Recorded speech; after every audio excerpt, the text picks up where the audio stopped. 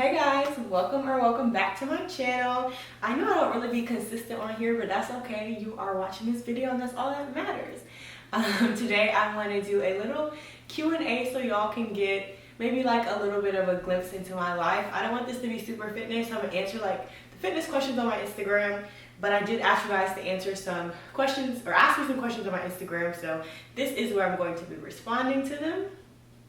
Just to get all of the preliminary information out the way, my name is Caitlin. If you don't know, I am an online fitness and health coach. I live in Atlanta and I am 24. I just turned 24. So let's get into the questions. So the first question is, what did you major in college, and does it have anything to do with your current career? So I went to the University of Georgia. I graduated in December 2020 and I majored in advertising. Like I said, now I'm an online fitness coach. So this is the thing about college, right? I feel like unless you want to be like a lawyer, a doctor, an engineer, anything like that, I don't feel like college is something that is super necessary. So I think college is invaluable for teaching you life skills and really preparing you for the real life, like exposing you to different types of people, different cultures, different ways of thinking. I think all of that is something every young adult needs to take that stepping stone from like being a kid in high school living with their parents to being like a full functioning adult. I think college is fantastic for that. But in terms of preparing you for the workforce, whatever job that you acquire, they are going to train you for that job when you get the job. So I don't feel like college is necessary for everybody. I say that to make my point that when I was in school, like the world evolved so quickly. So when I was in school, everything that I was learning about advertising right now is outdated. And that was literally less than 3 years ago, right? So the world is so moved by like influencer marketing, social media marketing. Those were not things I was learning in school, so it's hard for that to benefit me right now. When I was in school, I probably took one social media class all of college.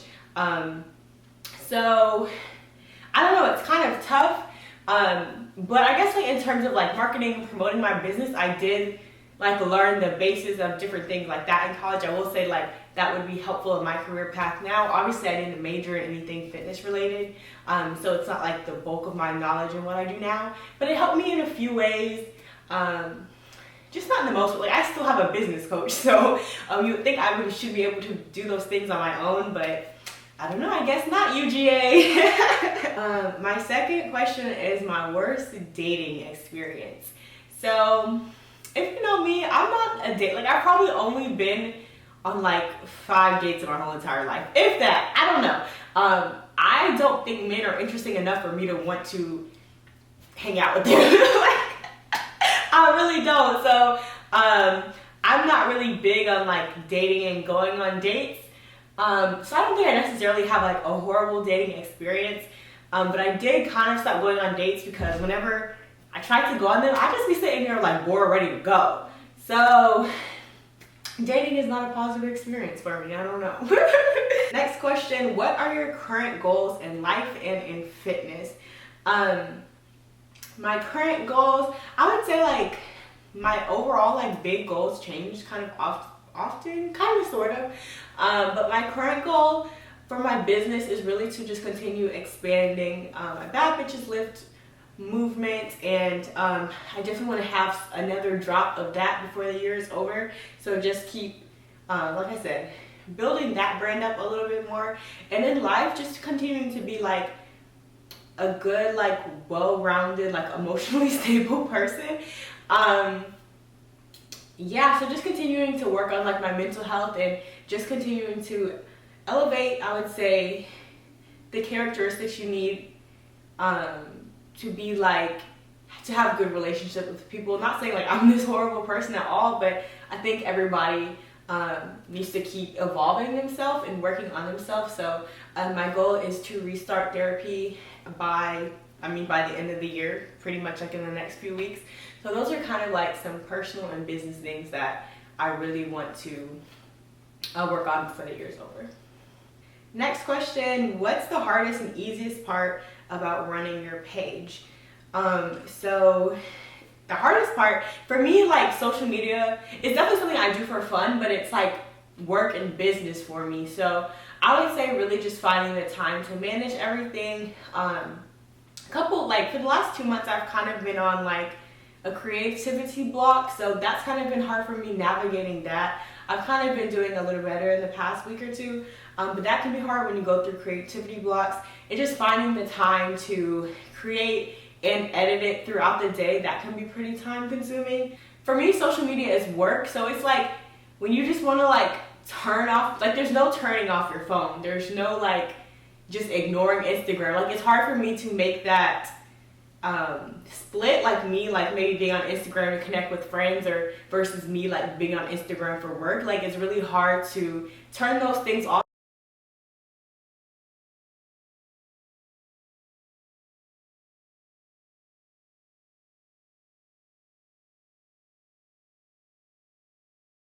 Just finding the balance between like my private life versus my like crunch by Kate persona. Somebody said, what's the process for your twist outs and wash and goes? So beautiful. Thank you so much. So I think I'm gonna go ahead and upload my last vlog because it pretty much was all dedicated to my hair. But for my curly hair, I think the products are called, I think the brand is called Do. I'm gonna insert a picture, but I really like those products. I like the new B-Girl line. That works really good for my hair. It has like a better hold. And I also like Niche. That's the brand. I like them for like leave-in conditioners, protein treatments, different things like that. So those are like my go-to curly hair products. And I also like rice water. I treat my hair with rice water before I wash my hair, and it just makes it stronger. And when I was doing it like consistently in college, when I first started, my hair grew like inches. So I was always kind of stuck at like the shoulder length kind of hair, and then rice water really like helped my hair grow. So that's what I would say, but I'm going to upload the vlog. It's a video before this, and I literally think I did my hair like twice in that vlog, so you'll be able to see it well. My favorite pre-workout, I like Muscle Tech and Transparent Labs. I'm going to give you guys the tea on pre-workout. So pre-workout, or really any supplements are not mandatory. Like you don't have to take them.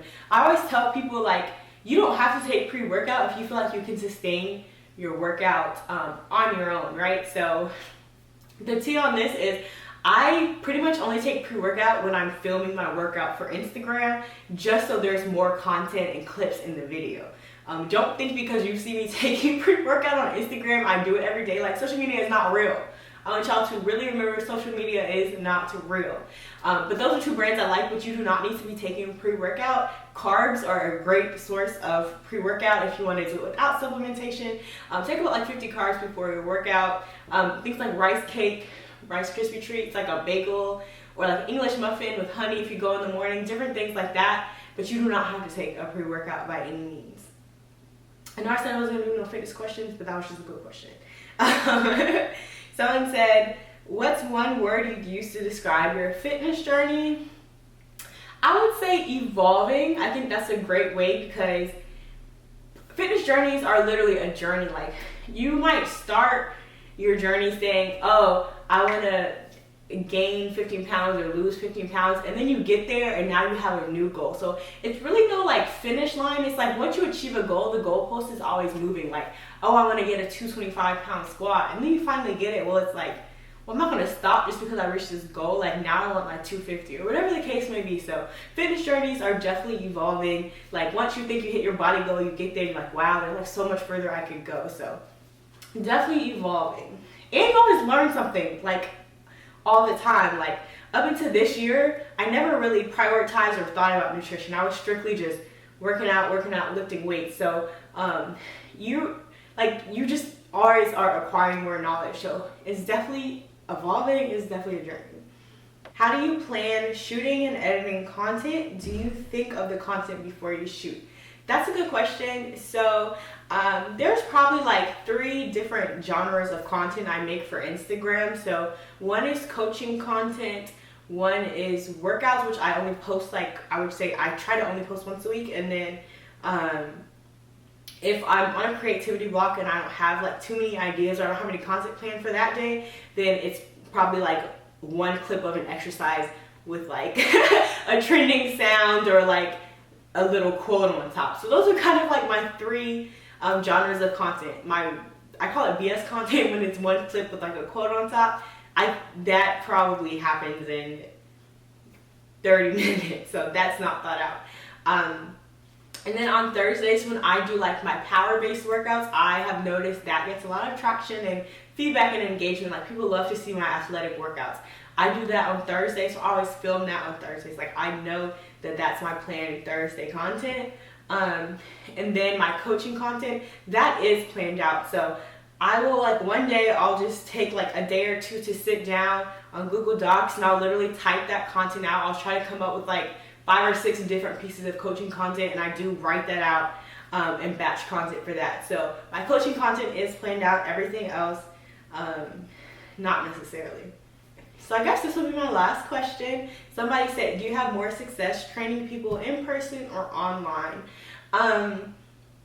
I will always say online training is 10 times better for their consumer, because if you think about it, when you train like in person, the sessions usually only last for 1 hour. So the trainer is only showing up for you and helping you in that 1 hour. And typically like helping you is literally just them telling you what exercise to do it and then watching you. It's not like any deeper help. And like I always say, like working out is 20% of a body transformation. The other 80% is like nutrition and building habits. An in-person trainer is not going to help you in that. They're limited in the things that they can help you with to that 1 hour that you're paying them for. They're not going to help you with like nutrition or other things outside of that 1 hour that you are sitting there with them.